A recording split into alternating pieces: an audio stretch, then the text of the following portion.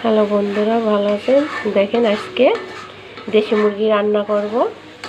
দেখেন কি সুন্দর করে মুরগি সাফ করে কেটে নিয়ে আসছে। মশলা কষানো হয়ে গেছে, এখন মাংসটা দিয়ে দেব।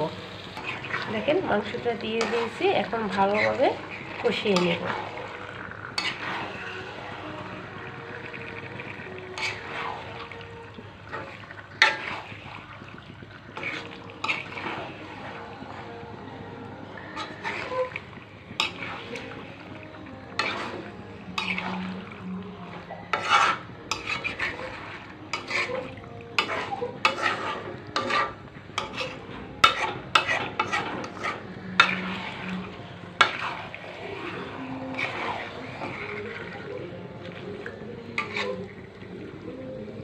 এখন ঢাইকে দেব।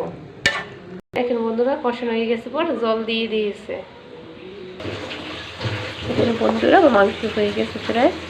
দেখেন কি পরিমাণ তেল বলেছে, চর্বি টর্বি সব দিয়ে দিছে এই জন্য।